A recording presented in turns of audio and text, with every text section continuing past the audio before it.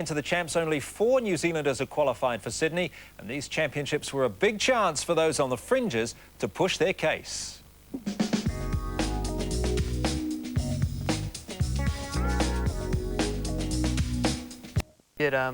Still, I'm so amazed that I jumped that high, and yeah, just people congratulating me and everything. It's still hitting home.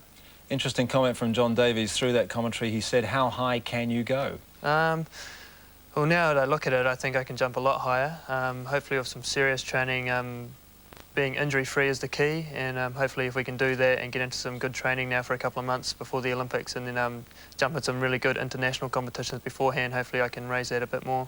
Did it feel like it was going to happen on the day? Did you wake up and look out of the window and say, "I feel like this is going to happen today"? Yeah, the days before it, I certainly had in my mind the goal of breaking my New Zealand record, and it was supposed to be cold southerlies and showers on Sunday, and I woke up and it was like 24 degrees and very hot, beautiful day, and I thought, yep, today's going to be the day in my hometown, yeah.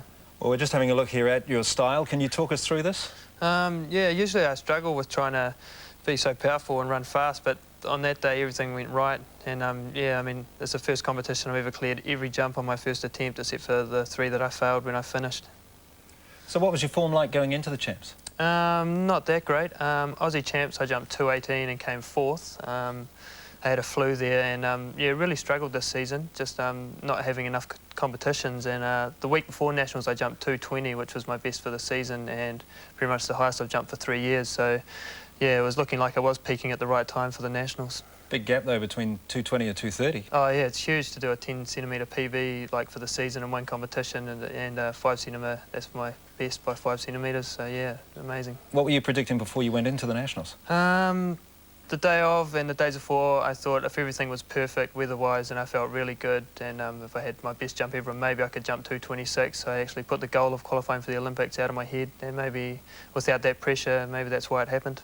This is a remarkable story of determination, and John Davies mentioned it in the commentary as well. You've had terrible back trouble. Yeah, for about the last 3 years I've had problems with my back, but yeah, everything's fine, and I try to totally forget about the back pain, try to put it behind me. It's good having the scar on my back actually, so I can't see it. And John mentioned metal pins. Yeah, I've got a couple of titanium screws in there, yeah.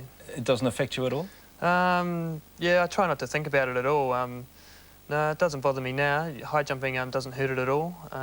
Sitting in a car or driving or sitting down for too long brings on the pain, so yeah, as long as I'm doing active exercise and that, it feels great. Yeah, I hope we're not causing you too much discomfort at the moment. No, this is fine at the moment. Good.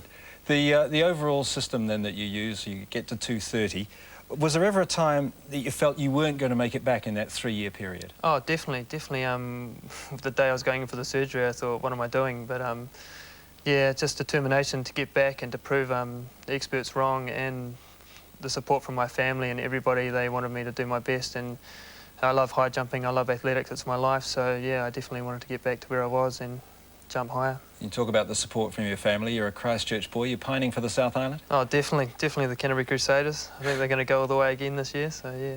But it's obviously done you a lot of good to come north. Yeah, definitely. Moving up to the club, North Harbour Bay Cougars, it's a great club. You get the better support from them, and yeah, a lot better competition for high jumping up here. Change of coaches? Yeah, my coach is Jovica Petrovic, so yeah, he knows his stuff as well. What's he done for you? He's just made me a lot stronger. We've done a lot more work in the gym over the winter. I had my best winter training last year that I've ever had, just in the gym every day, lots and lots of leg weights, and yeah, he just makes you so strong before you actually go out onto the track, so you don't get these little niggles and injuries.